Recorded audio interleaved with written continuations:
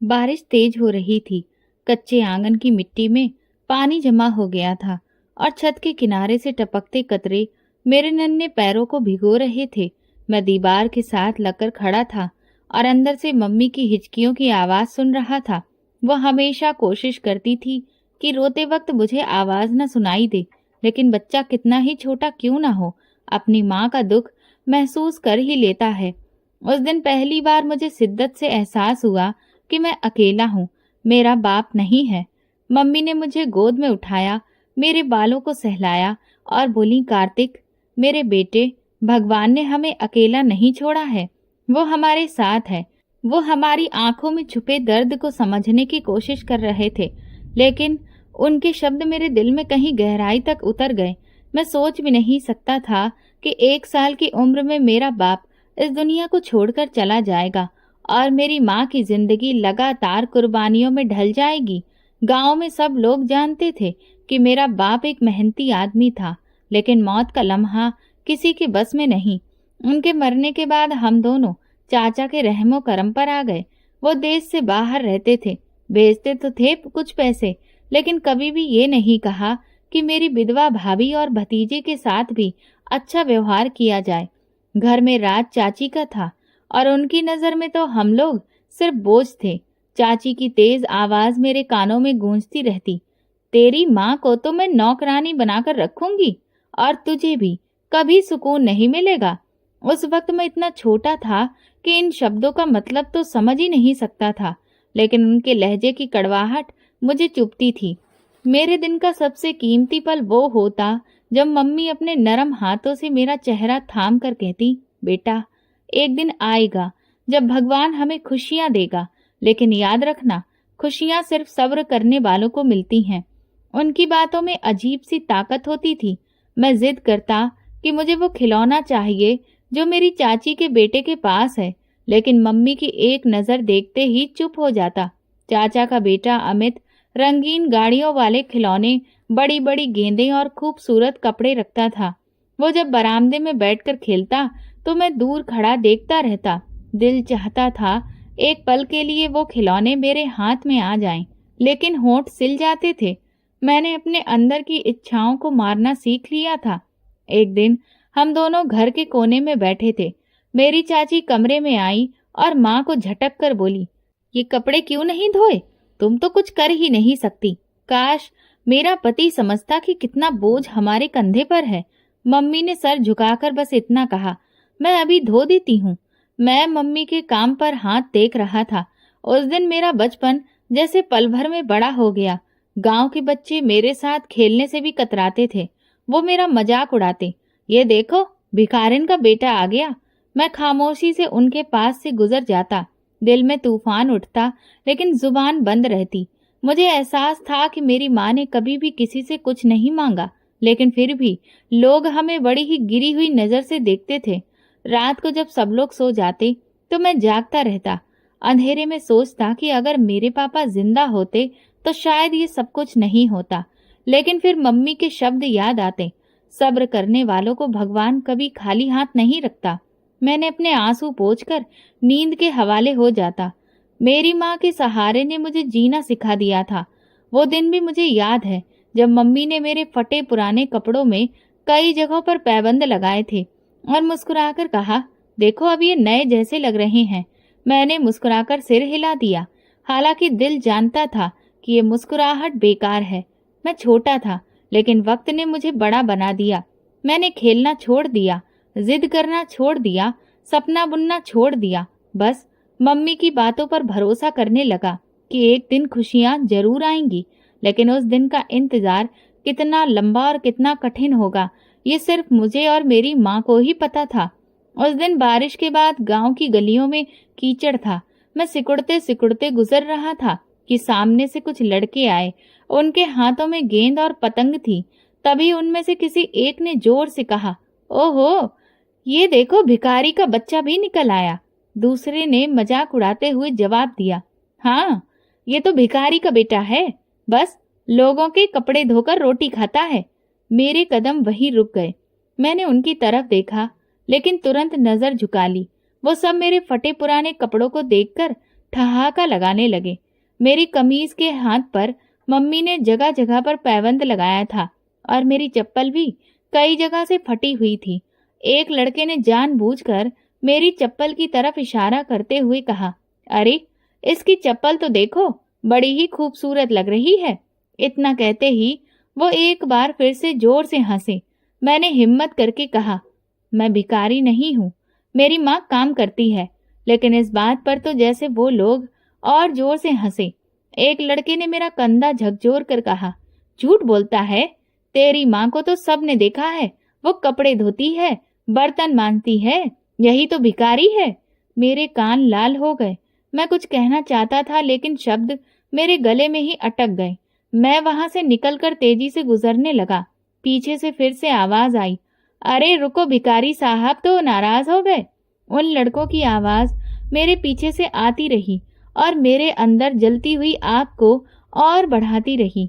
घर के अंदर आते ही मैं फिर से एक कोने में बैठ गया। मम्मी ने देखा तो परेशानी से पूछा, कार्तिक बेटा क्या हुआ है, तुम इतने चुप क्यों हो? मैंने नजरें चुरा ली और बस इतना कहा, कुछ नहीं मम्मी। लेकिन मेरी आंखें भीग गई थीं। मम्मी पास आकर मेरे कंधे पर हाथ रखकर धीरे से बोली, बेटा दुनिया कुछ भी कहे, हमें अपने कर्मों से जवाब देना है। लोग भले ही हमारे दिलों को तोड़ देते हैं, लेकिन भगवान हमारे दिलों को जोड़ेगा। कुछ दिनों में दिवाली आने वाली थी। मोहल्ले के सारे बच्चे नए कपड़े पहनकर खेल रहे थे। मैं घर के आंगन में बैठा अपनी पुरानी कमीज को देख रहा था। मम्मी ने पुराने कपड़ों को धोकर साफ किया और कहा, कार्तिक ये पहन लो, देखना बेटा ये भी अच्छे लग रहे हैं। मैंने उस कमीज को पहना लेकिन दिल में कांटे चुभ रहे थे। बाहर निकला तो बच्चे सब नए कपड़ों में चमक रहे थे। एक ने मेरी तरफ देखकर कहा, ये क्या, तू तो पुरानी कमीज में ही आ गया। दूसरा बोला, हाँ, इसके पास नए कपड़ों के पैसे कहाँ से आएंगे। सबने ठहाका लगाया। मैं चुपचाप खेल में शामिल होने की कोशिश की लेकिन वो सब हट गए। एक लड़के ने गेंद हाथ में पकड़कर कहा, नहीं नहीं, इसे मत खिलाना, इसके कपड़ों से तो बदबू आती है। दूसरे ने तुरंत कहा, और अगर गेंद फट गई तो ये भिखारी कहाँ से लेकर देगा। ये सुनते ही मेरा दिल भर आया और मैं वापस घर की तरफ लौट आया। मम्मी ने दरवाजा खोल मेरी हालत देखी और बोली, क्या फिर किसी ने कुछ कहा है? मैं रुआसा होकर बोला, मम्मी सब लोग मुझे भिखारी कहते हैं ये भिखारी का बेटा है। मम्मी की आंखों में आंसू आ गए लेकिन वो खुद को संभालते हुए बोली, बेटा लोग दिल दुखाएंगे लेकिन तुम हमेशा याद रखना कि हम कभी मांगने नहीं गए। जो भी खाते हैं अपनी मेहनत का खाते हैं, यही असली इज्जत है। कुछ दिन बाद मैं बाहर खेलने के लिए गया। बच्चे इकट्ठे हो गए। एक ने कहा, हमें पतंग उड़ानी है लेकिन इसे साथ नहीं ले जाना, ये तो हमारी डोर भी काट देगा। दूसरे ने तंज किया, डोर कहाँ से खरीद कर लाएगा, इसकी माँ तो सिर्फ पैबंद ही लगा सकती है। सब लोग जोर से हंसने लगे। मैंने हिम्मत की और कहा, मैं भी पतंग उड़ा सकता हूँ। वो बोले, तू कैसे उड़ा लेगा, तेरे पास तो पतंग भी नहीं है। मैं खामोश हो गया और उनके शब्द मेरे अंदर घुसते रहे। उस शाम मम्मी ने मुझे ठंडा पानी दिया और कहा, कार्तिक लोग क्या कहते हैं ये जरूरी नहीं है, जरूरी ये है कि भगवान की नजर में हम क्या हैं। हम मेहनत करते हैं, किसी के हाथ आगे हाथ नहीं फैलाते। लोग जो मर्जी कहें, हमें सब्र से जीना है। मैंने मम्मी की बातों को दिल में बसा लिया लेकिन अंदर कहीं जख्म हो गए थे जो हर तंज पर और भी ज्यादा गहरे हो रहे थे। एक दिन मोहल्ले के नुक्कड़ पर सारे बच्चे इकट्ठे थे। उन्होंने खेल शुरू किया लेकिन जैसे ही मैं पास गया, एक ने पत्थर उठाकर मेरे कदमों के पास फेंका और कहा, ये देखो, ये बच्चा तो गरीबों वाला खेल खेलेगा, इससे वही करवाओ जो इसके लायक है। मैं सोचने लगा कि आखिर मेरी गलती क्या है। सिर्फ ये कि मेरे कपड़े पुराने हैं और चप्पल फटी हुई है। मैं पलटकर घर आया तो मम्मी चौकी पर कपड़े तह कर रही थी। उन्होंने मेरी हालत देखी लेकिन कुछ नहीं कहा, सिर्फ मेरा हाथ पकड़ लिया। उनकी आंखों से बहते आंसू उनके सब्र की गवाही दे रहे थे। मैंने भी उनसे कुछ नहीं कहा, बस तसल्ली से उनका हाथ पकड़कर बैठ गया। उसी दिन मैंने दिल में फैसला कर लिया कि एक दिन सबको दिखाऊंगा कि गरीब का बेटा होना कोई बुराई नहीं है। लेकिन उस वक्त के लिए माँ का आशीर्वाद और मेरे दिल की खामोश प्रार्थनाएं ही मेरा एकमात्र सहारा थी। गर्मी की एक दोपहर थी आंगन में धूप तेज थी और मम्मी कपड़ों पर पैबंद लगा रही थी। अचानक मेरी चाची तेज लहजे में चिल्लाई, कार्तिक, मुफ्तखोर खड़ा क्या कर रहा है? दुकान से आटा और घी ले आ, वक्त बर्बाद मत कर, जल्दी जा। मैं सर झुकाकर अंदर आया तो मम्मी ने कहा, बेटा रास्ते में सीधा जाना, किसी भी जगह रुकना नहीं। मैंने इस बात पर सिर हिलाया और धीरे धीरे बाहर निकल आया। गली में जाते हुए मैंने अपने पैबंद लगे कपड़ों को कसकर पकड़ लिया। जेब में कुछ सिक्के थे जो मेरी चाची ने गुस्से से मेरे ऊपर फेंक दिए थे। दिल में बार बार डर उठ रहा था कि कहीं रास्ते में फिर से वही लड़के ना मिल जाएं, जिन्होंने पिछले दिनों मेरा मजाक बनाया था। बदकिस्मती से जैसे ही मैं नुक्कड़ पर पहुंचा, वो सब वहीं पर खड़े हुए थे। एक ने मुझे देखते ही आवाज दी, ओहो, ये तो भिखारी आ रहा है, देखो तो आज किसके पैसे चोरी किए हैं। दूसरे ने मेरी जेब पर नजर डाली और जोर से बोला, अरे ये तो सिक्के हैं, जरूर इसने किसी की जेब काटी होगी। मैंने उनके सामने हाथ जोड़ दिया, ये मेरे नहीं हैं, मेरी चाची ने दिए हैं, मुझे दुकान से सामान लेना है। लेकिन उनकी हंसी नहीं रुकी। एक लड़के ने तेजी से आगे बढ़कर मेरी जेब से सिक्के निकाल लिए और सबको दिखाते हुए बोला, लो जी, ये देखो, हमने इसे रंगे हाथों पकड़ लिया है। बाकी लड़के ठहाका लगाने लगे। मैं चिल्लाकर बोला, ये मेरी चाची के हैं, वापस दो। उन्होंने मेरी बात का मजाक बनाया। अचानक एक ने पीछे से धक्का दिया और मैं जमीन पर गिर पड़ा। धूल उड़ने लगी। उन्होंने मुझे घेर लिया और मारने लगे। एक ने लात मारी, दूसरे ने मुक्के बरसाए, साथ साथ आवाज आ रही थी, चोर है ये, सबके सामने साबित कर दो। मैं तड़पता रहा और बार बार दोहराता रहा, मैंने कुछ भी नहीं चुराया है, भगवान की कसम, ये सिक्के मेरी चाची ने दिए हैं। धीरे धीरे लोग गली में जमा होने लगे। कुछ रुककर तमाशा देखना शुरू कर दिए। एक औरत ने तंज किया, अरे हाँ, ये तो वही बच्चा है जिसकी माँ कपड़े धोती है, मुझे तो शुरू से ही शक था। दूसरी कहने लगी, चोर की पहचान यही है कि वह हमेशा इनकार करता है। किसी ने आगे बढ़कर रोकने की कोशिश नहीं की। सब मेरी बेबसी के मंजर को देखकर बस सर हिला रहे थे। मैं चिल्लाकर बोला, मेरी बात मान लो, ये सिक्के मेरे नहीं हैं, मेरी चाची ने दिए हैं। लेकिन कोई मेरी बात सुनने को तैयार नहीं था। एक लड़के ने मुझे बालों से पकड़कर खींचा और कहा, चोर को ऐसे ही सबक सिखाना चाहिए।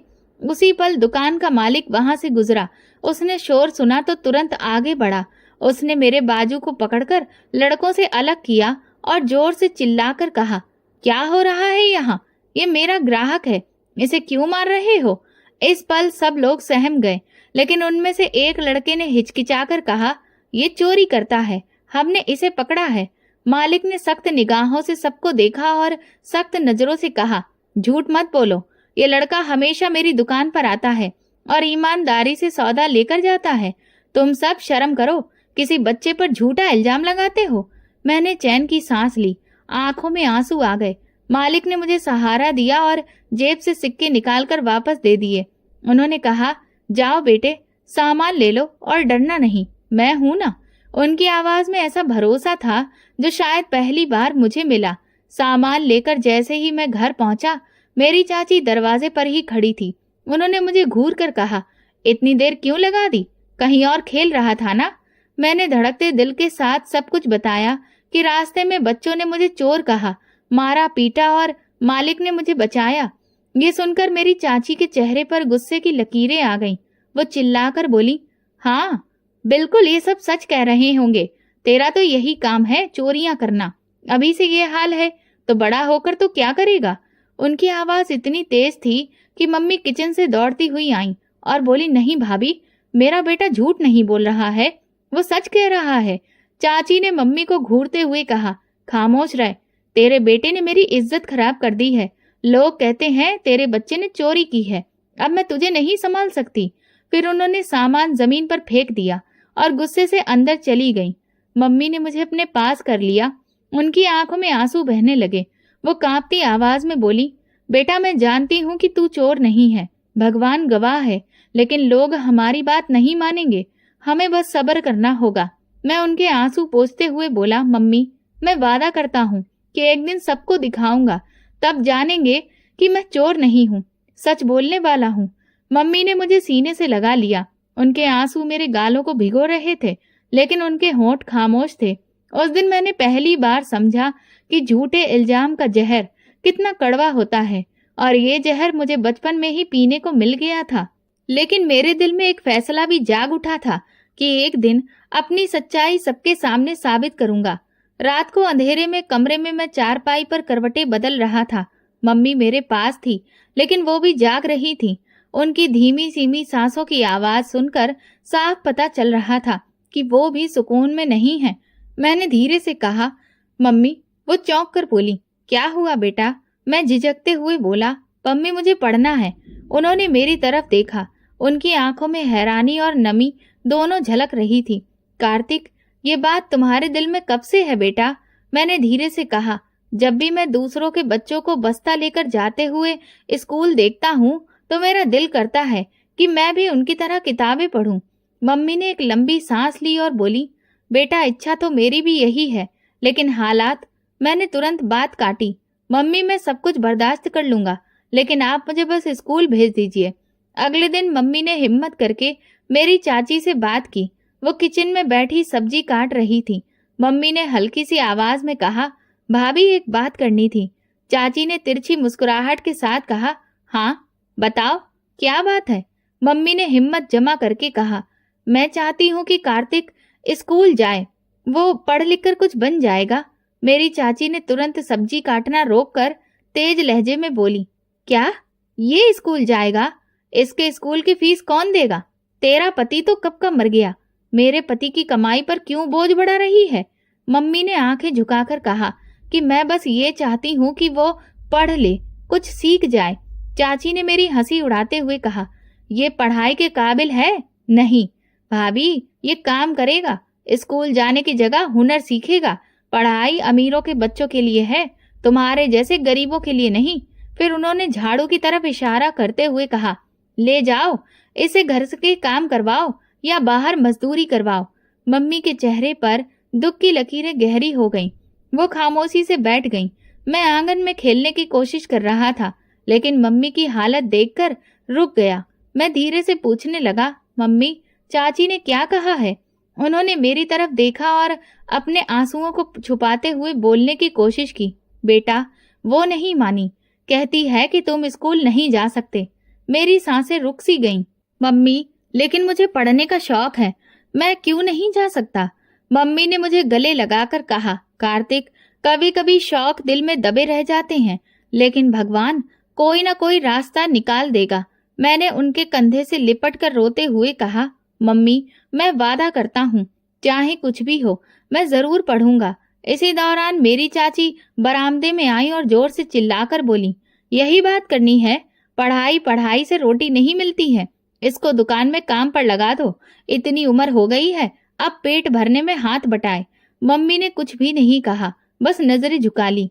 लेकिन मैंने साफ आवाज में कहा, मैं भूखा रह लूंगा, लेकिन पढ़ना नहीं छोड़ूंगा। मेरी ये बात सुनकर मेरी चाची ठहाका लगाकर बोली, वाह भाई, भिखारिन का बेटा सपने देख रहा है, देखते हैं ये सपना कब पूरा होता है। वो अंदर चली गई और मम्मी ने मेरा हाथ पकड़कर कहा, बेटा उनकी बातों को दिल पर मत लगाना, भगवान से प्रार्थना करते हैं, वही कुछ करेंगे। रात गुजर गई, लेकिन मेरी आंखों में नींद नहीं आई। मैंने फैसला कर लिया था कि चाहे मेरी चाची कुछ भी कहे, लेकिन मैं अपनी पढ़ाई के सपने को दफन नहीं होने दूंगा। सुबह सूरज अभी निकला भी नहीं था कि मेरी चाची ने मुझे आवाज दी, कार्तिक तैयार हो जाओ, आज से तुम्हें दुकान पर काम करने जाना है। मैं चौंक गया। मम्मी ने कुछ कहना चाहा, लेकिन चाची ने हाथ के इशारे से उन्हें रोक दिया और सख्त लहजे में बोली, अब ये स्कूल की जिद करेगा तो फिर रोजी रोटी कहाँ से चलेगी? बस फैसला हो गया है। मैं चुपचाप खड़ा रहा। मम्मी ने मेरी तरफ देखा, उनकी आंखों में बेबसी थी। मैं जानता था कि वो चाहकर भी कुछ नहीं कर सकती, और मैं अपनी चाची के साथ गली से निकल गया। कुछ ही फासले पर वो दुकान थी जहां मुझे काम करना था। दुकान का मालिक ठीक ठाक उम्र का आदमी था। उसने मुझे ऊपर से नीचे तक देखा और कहा, ये काम कर लेगा? मेरी चाची ने तुरंत कहा, हाँ बिल्कुल करेगा, मुफ्त बैठने से तो बेहतर है। मालिक ने सर हिलाकर कहा, ठीक है देख लेते हैं। मेरी चाची पलटकर चली गई और मैं वहीं अकेला खड़ा रह गया। पहले मुझे छोटे मोटे काम दिए गए, कभी फर्श साफ करना, कभी सामान उठाना, कभी ग्राहकों के लिए थैली भरना। दुकान पर हर वक्त हलचल रहती, ग्राहक आते जाते और सामान खरीद कर चले जाते। मैं दिन भर दौड़ता रहता और शाम तक थककर चूर हो जाता। एक दिन मेरे मालिक ने कहा, कार्तिक, ये चावल की बोरी गोदाम में रख दो।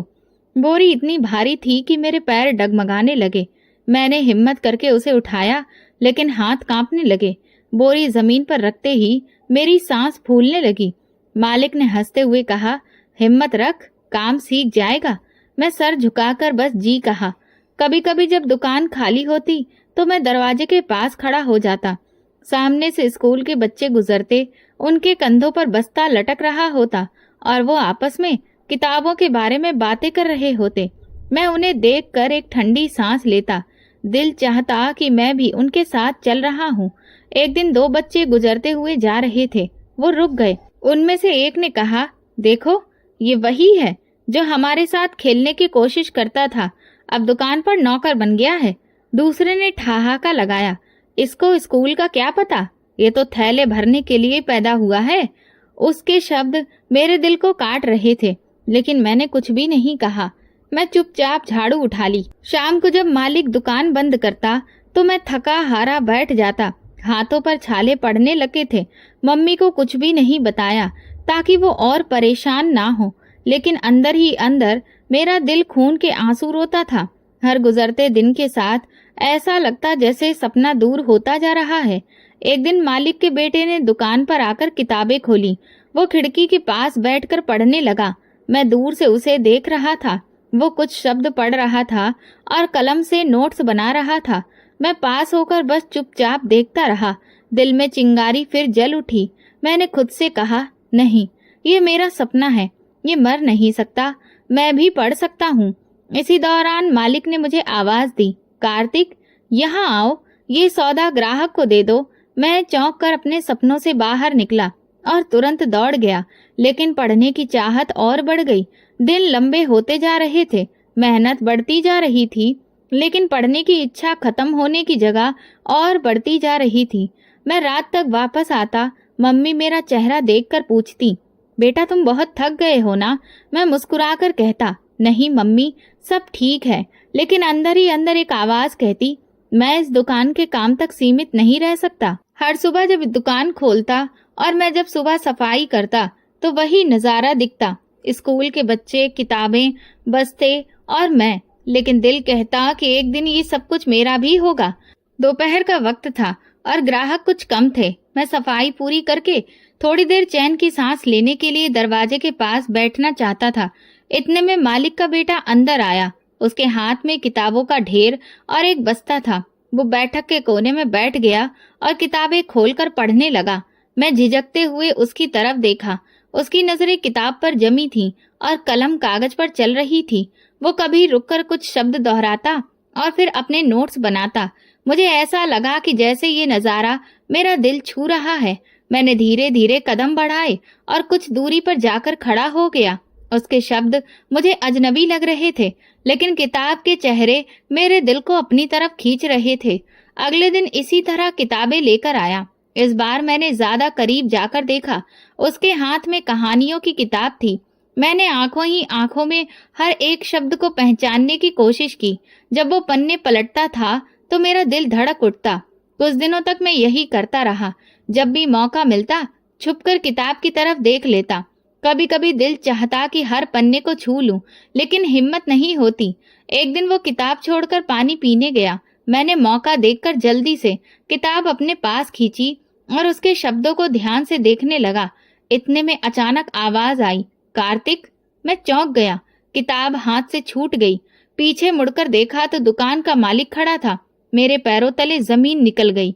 मैंने तुरंत हाथ जोड़ लिए और कांपती आवाज में कहा, मालिक जी, माफ कर दीजिए, दोबारा से कभी भी किताब को हाथ नहीं लगाऊंगा।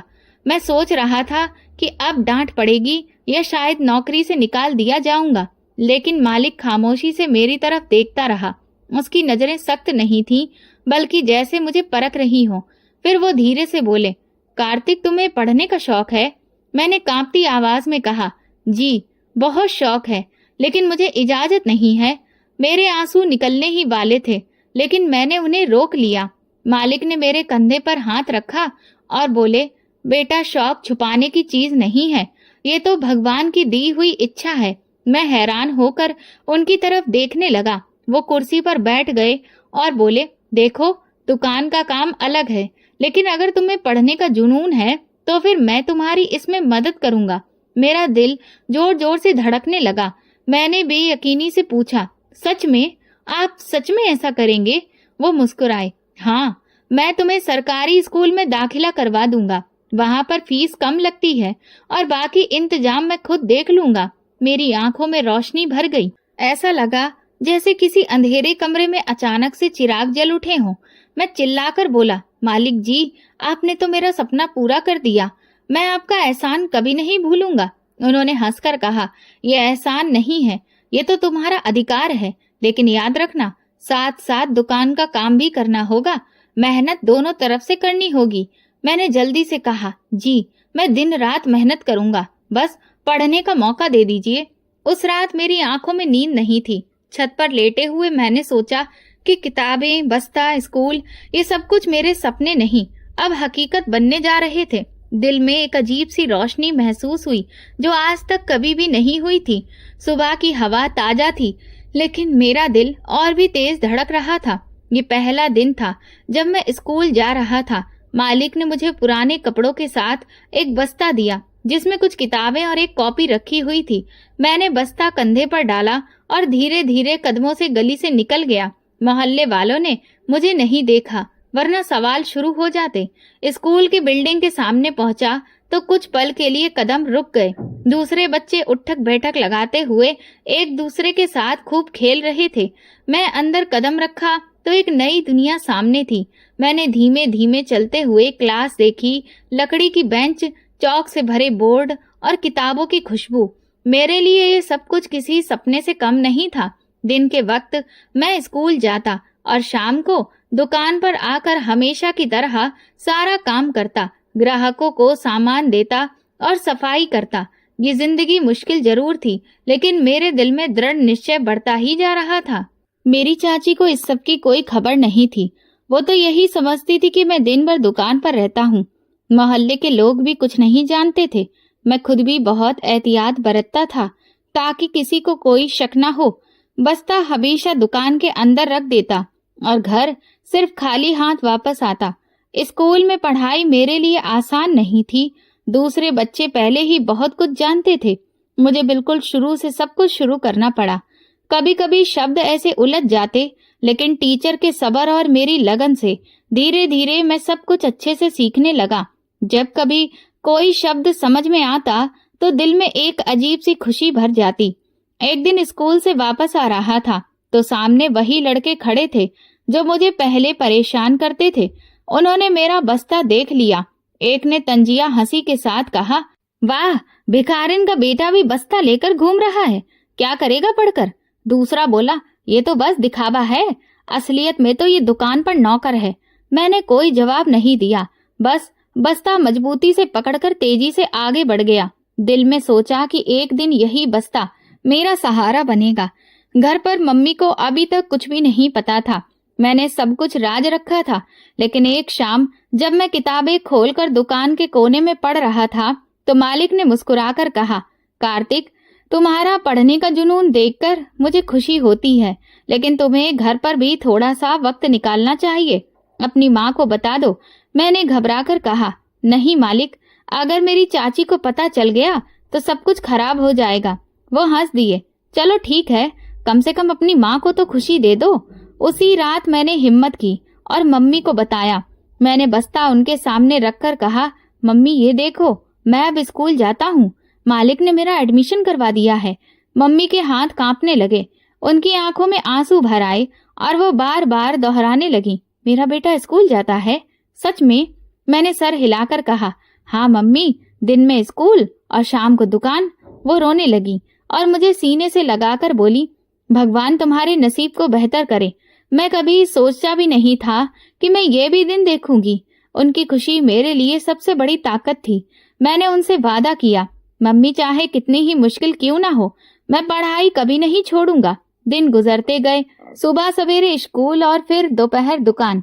रात को जब सब सो जाते तो मैं दिए के तले पढ़ने के लिए बैठ जाता। कई बार मेरी नींद आंखों को दबाती, लेकिन मैं हिम्मत करके किताब खोले रहता। एक दिन टीचर ने मुझे क्लास के सामने खड़ा करके कहा, कार्तिक, ये कविता पढ़कर सुनाओ। मेरा दिल जोर जोर से धड़कने लगा। मैंने हिचकिचाते हुए पढ़ना शुरू किया। शब्द मुश्किल थे, लेकिन मैंने पूरी कविता पढ़ी। क्लास में बच्चों ने तालियां बजाईं। मेरा चेहरा खुशी से खिल उठा। ये पहला मौका था जब किसी ने मेरी तारीफ की थी।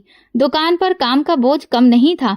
कई बार बोरी उठाते हुए हाथ जख्मी हो जाते, ग्राहक डांट डपट भी देते, लेकिन मैं अंदर ही अंदर कहता, ये सब बर्दाश्त करना होगा, बस पढ़ाई नहीं छोड़नी है। मोहल्ले के कुछ लोग कभी कभी मालिक से पूछते थे, ये लड़का रोज कहाँ जाता है? मालिक बस हंसकर बात बदल देते। मैं पूरी कोशिश करता कि ये बात मेरी चाची तक खबर ना पहुंचे। उनका गुस्सा सब पर भारी था। माँ मुझे किताबों में डूबा देखती तो चुपके से आशीर्वाद देती। उनकी आंखों में सुकून था, जैसे वो समझ गई हो कि अब मेरा रास्ता बदलने वाला है। मैं जानता था कि ये सफर आसान नहीं है, लेकिन सपनों की पहली किरण मेरे पास थी। वो किरण जो मेरे अंधेरों को काटकर आगे बढ़ाने की हिम्मत दे रही थी। दिन रात मेरी मेहनत रंग लाने लगी। शुरू में मुझे मुश्किल आई, लेकिन धीरे धीरे सवाल, शब्द, वाक्य सब समझ आने लगे। टीचर अक्सर कहते, कार्तिक, तुम्हारी लगन दूसरों से ज्यादा है। ये बात मेरे लिए इनाम से कम नहीं थी। कुछ महीनों बाद स्कूल में एग्जाम में जब रिजल्ट आया तो मेरा नाम भी था। मैंने क्लास में अच्छी पोजीशन ली थी। टीचर ने मेरा नाम सबके सामने लिया और कहा, ये है वो बच्चा जिसने मेहनत से अपनी जगह बना ली। बच्चों ने तालियां बजाईं। दिल चाहा कि ये खबर मम्मी को सुनाऊं। घर पहुंचकर मैं जल्दी से बोला, मम्मी, मैं पास हो गया और सबसे आगे रहा। मम्मी ने भगवान का शुक्रिया किया और आंखों में आंसू लेकर कहा, बेटा, यही तो मेरा फकर है। भगवान तुम्हारे भविष्य को बेहतर करे। उधर मेरी चाची का बेटा एक बहुत बड़े स्कूल में पढ़ रहा था। उसके पास यूनिफॉर्म से लेकर बेहतरीन सारी सुविधाएं थीं। जब वो सुबह कार में बैठकर स्कूल जाता तो पूरा मोहल्ला देखता। लोग कहते, क्या किस्मत है, अफसर बनेगा ये बच्चा। मैं एक तरफ खड़ा सुनता रहता। एक दिन मेरी चाची ने सबके सामने गर्व से कहा, मेरा बेटा शहर की यूनिवर्सिटी में पढ़ रहा है, बहुत बड़ा अफसर बनेगा। फिर मेरी तरफ देखकर तंजिया बोली, ये तो बैठकर दुकान पर सामान तोलेगा, पढ़ने से क्या होगा, इसका नसीब। उनके शब्दों ने मेरे दिल को चोट पहुंचाई, लेकिन मैं खामोश रहा। इसके बावजूद मेरी मेहनत कम नहीं हुई। अगले साल मैंने एग्जाम में कामयाबी हासिल की। स्कूल के टीचर मेरी तारीफ करते, मालिक भी अक्सर कहते, कार्तिक, मुझे लगता है कि तुम बहुत आगे जाओगे। मैं मुस्कुराकर जवाब देता, बस मेरे लिए प्रार्थना कीजिए। मेरी चाची का बेटा जब यूनिवर्सिटी से छुट्टियों में घर पर आता तो घर में शोर हो जाता। उसके दोस्त आते, पार्टियां होती, खूब हंसी मजाक होता। तब सब उनकी तारीफें होती। मेरी चाची मेहमानों को बताती कि मेरा बेटा बहुत अच्छी पढ़ाई कर रहा है, कल को एक बहुत बड़े पद पर बैठा होगा। फिर मेरी तरफ इशारा करके कहती, ये देखो, अभी तक दुकान पर ही बैठता है। मम्मी सब कुछ सुनती लेकिन चुप रहती। जब मैं उनके पास जाता तो वो मेरे सर पर हाथ रखकर कहती, कार्तिक, सब्र रखो, मेहनत करने वालों का भगवान कभी साथ नहीं छोड़ता। स्कूल में मेरी कामयाबी बढ़ती गई। एक बार जिले के लेवल पर कंपटीशन हुआ। मैंने उसमें हिस्सा लिया और इनाम हासिल किया। टीचर ने सबके सामने मुझे शाबाशी दी। उसी पल मुझे लगा कि जैसे मेरे सपने धीरे धीरे हकीकत के करीब जा रहे हैं। घर आकर मैंने मम्मी को इनाम दिखाया। उनकी आंखों में खुशी छलक आई। वो कहने लगी, बेटा, यही दिन देखना चाहती हूँ। एक दिन मोहल्ले में महफिल लगी थी। लोग जमा थे और पढ़ाई लिखाई पर बात हो रही थी। एक आदमी बोला, पढ़ाई इंसान को ऊंचे पद पर पहुंचाती है। मेरी चाची बड़े ही फक्र से बोली, हाँ जी, देख लो, मेरा बेटा तो शहर की बड़ी यूनिवर्सिटी में पढ़ रहा है। फिर वो ताना मारते हुए बोली, और कुछ बच्चे तो ऐसे हैं जो बस सपने देखते हैं। सबकी नजर मेरी तरफ उठी। मैंने दिल ही दिल में कहा, वक्त एक दिन सबको दिखा देगा कि सपने हकीकत कैसे बनते हैं। दुकान पर भी मेरा व्यवहार बदल गया। मैं सिर्फ काम नहीं करता, बल्कि खाली वक्त में किताब खोल लेता। मालिक के बेटे ने भी कहा, कार्तिक, तुम दिन ब दिन बेहतर होते जा रहे हो, शायद तुम हम सबसे आगे निकल जाओगे। ये सुनकर मेरी हिम्मत और बढ़ी। वक्त गुजरता गया, अमित की पढ़ाई बढ़ती गई और मेरी भी। उसके पास सारी सुख सुविधाएं थीं और मेरे पास सिर्फ मेहनत। लेकिन दिल कहता था कि मेहनत ही सबसे बड़ी ताकत है। मम्मी अक्सर रात को मेरे पास बैठकर कहती, बेटा तुम थक गए हो ना? मैं मुस्कुराकर जवाब देता, नहीं मम्मी, पढ़ने में थकान नहीं होती। इस सफर में मुश्किलें थीं, लेकिन दिल में एक अजीब सा सुकून था। मैं जानता था कि अगर मैं सही से चलता रहा तो एक दिन सब बदल जाएगा। गर्मियों की एक शाम थी जब मेरी चाची खुशी से चहक रही थी। उनके चेहरे पर गुरूर दिख रहा था। पूरे मोहल्ले को पता चल गया कि उनका बेटा पुलिस ऑफिसर बन गया है। गलियों में चर्चे होने लगे। औरतें एक दूसरे को बधाई दे रही थीं। बधाई हो, आपका बेटा तो अब अफसर है। सब तारीफ करते। लोग कहते, क्या किस्मत है, ये तो खानदान का गर्व है। घर के आंगन में मेरी चाची ने एक पार्टी का आयोजन किया। कुर्सियां लगी, रंग बिरंगी लाइट लगाई गईं। लोग अंदर बाहर आ जा रहे थे। मेरी चाची हर एक को रोककर अपने बेटे की खूब तारीफें सुनाती। हाँ, मेरा बेटा पुलिस में अफसर है, देख लेना, आगे जाकर और ऊंचे पद पर बैठेगा। उनके चेहरे पर गुरूर ऐसा था जैसे दुनिया की सारी खुशियां उन्हें ही मिल गई हो। आज उनका बेटा आने वाला नहीं था, लेकिन पार्टी का माहौल ऐसा था जैसे किसी की बारात हो। मैं कोने में खड़ा ये सब देख रहा था। मेरी चाची की बातों में गुरूर और जहर दोनों थे। वो मेहमानों से कहती, ये जो अफसर बना है ना, ये मेरी नीयत का नतीजा है। मैंने हमेशा से उसे अच्छी पढ़ाई करवाई। फिर मेरी तरफ देखकर तंज कसती और कहती, कुछ लोग ऐसे भी हैं जो चाहे कुछ भी कर लें, उनके नसीब में कुछ नहीं होता। मेहमान सर हिलाकर मुस्कुरा देते और मैं खामोशी से नजर झुका लेता। गांव में जगह जगह इस पार्टी की बातें हो रही थी। लोग ढोल बजाकर खुशियां मना रहे थे। मैं स्कूल से वापस आ रहा था जब देखा कि गली में बच्चों ने कागज की झंडियां लगा रखी थी। एक बच्चा खुशी से बोला, हमारे मोहल्ले का बेटा पुलिस अफसर है। सब ताली बजा रहे थे और मैं बस खामोशी से गुजर रहा था। दिल में एक आवाज उठ रही थी, एक दिन लोग मेरे बारे में भी इसी तरह से बातें करेंगे। रात को जब सब लोग सो गए तो मैं मम्मी के पास बैठा। उन्होंने थकी हुई आवाज में कहा, बेटा आज फिर सारा दिन सबके सामने नौकरानी की तरह काम किया, मेरा दिल दुखता है। मैंने उनके हाथ पकड़कर कहा, मम्मी बर्दाश्त कर लीजिए, अभी वक्त हमारा नहीं है, लेकिन एक दिन आएगा जब सब कुछ बदलेगा। मेरी चाची का गुरूर बढ़ता ही जा रहा था। गांव में बातें फैल गईं। लोग मम्मी से कहते, तुम खुशकिस्मत हो, ऐसे घर में रहती हो जहां अफसर हैं। मम्मी मुस्कुराकर कुछ भी ना कहती। मैं उनकी आंखों में वो दर्द देखता जो कोई और नहीं देख सकता था। मैंने फैसला किया कि खामोशी अब मेरा हथियार है। शोर मचाने की जरूरत नहीं है, मुझे बस मेहनत करते रहना है। सपने बड़े थे और मैंने उन्हें दिल में मजबूती से पकड़ लिया था। सुबह उसी आंगन में हलचल थी। मेरी चाची ने घर वालों को इकट्ठा करके ऐलान किया कि मेरे बेटे की कामयाबी पर एक और बड़ी दावत होगी और इस बार तो पूरे खानदान को बुलाया जाएगा। सबको पता चलना चाहिए कि मेरा बेटा पुलिस अफसर बन गया है। उनकी आवाज में फक्र के साथ साथ हुक्म भी छुपा हुआ था। चाची ने एक लिस्ट निकाली और मेरा नाम लेकर कहा, कार्तिक, ये सारे इनविटेशन कार्ड हैं, ये सब लेकर जाओ और एक एक के घर देकर आओ और सबसे कहना कि हमारी दावत में जरूर आना है। मैंने वो सब कुछ पकड़ा और गली की तरफ निकल गया। रास्ते में लोग अभी भी मेरी चाची के बेटे की कामयाबी की बातें कर रहे थे। मैं दरवाजे पर दस्तक देता और इनविटेशन कार्ड पकड़ा देता तो सब लोग खुश हो जाते। एक बुजुर्ग ने इनविटेशन कार्ड पढ़ते हुए कहा, वाह, कमाल हो गया, अफसर बन गया, हम जरूर आएंगे। लेकिन जैसे ही उनकी नजर मुझ पर पड़ती, उन लोगों का व्यवहार बदल जाता। कोई खामोशी से अंदर चला जाता तो कोई बात खत्म कर देता। मुझे ऐसा लगता जैसे मैं सिर्फ एक बेकार इंसान हूँ जिसकी कोई भी हैसियत नहीं। इनविटेशन कार्ड बांटते हुए मैं बार बार सोच रहा था कि ये सब बहुत ही शान से हो रहा है, लेकिन इसमें मेरा और मम्मी का जिक्र कहीं भी नहीं है। हर एक को इस खुशी में शामिल किया जा रहा था, लेकिन हम लोगों के लिए बस मेहनत और सेवा है। शाम को जब मैं वापस आया तो देखा कि आंगन में कुर्सियां लगी थीं, बड़े बड़े खाने के बर्तन रखे हुए थे, हलवाई बुलाए गए थे, हर तरफ चहल पहल थी। मेरी चाची बार बार आकर हिदायतें देती, ये कुर्सियां सीधी लगाओ, बर्तन साफ करो। सब कुछ ऐसा होना चाहिए कि लोग देखते ही रह जाएं और तारीफ करें। मेरी मम्मी हमेशा की तरह झाड़ू, बर्तन और इधर उधर के कामों में लगी थीं। मैंने धीरे से उनके पास जाकर कहा, मम्मी आप आराम करिए, मैं सब्जी काट देता हूँ। उन्होंने प्यार से कहा, नहीं बेटा, लोग देखेंगे तो और बातें बनाएंगे, तुम बस खामोशी से अपना काम करो। मैं घर से बाहर चला गया। घर के आंगन को फूलों और झंडियों से सजाया गया। कुर्सियां कतार से लगा दी गईं। मेहमान एक एक करके आने लगे। सबके चेहरों पर खुशी थी। मेरी चाची बार बार अपने कपड़ों को संभालती और मेहमानों को बताती, आज मेरे बेटे का स्वागत हो रहा है। इसकी शान में ही ये सारा इंतजाम किया गया है।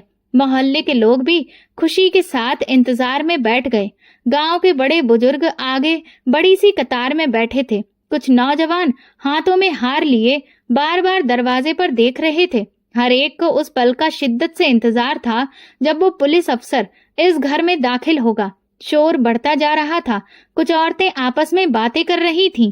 कह रही थी कि गाड़ियों का काफिला आएगा, जैसे बड़े बड़े अफसर आते हैं। दूसरी ने कहा, हाँ बिल्कुल ऐसा ही होगा। आखिरकार मेरी चाची का छोटा बेटा बार बार दरवाजे की तरफ नजर डाल रहा था। उसके चेहरे पर गुरूर की मुस्कुराहट थी। वो मेहमानों को देखकर कह रहा था, बस थोड़ी देर और, फिर आप सब मेरे भाई का स्वागत देखेंगे।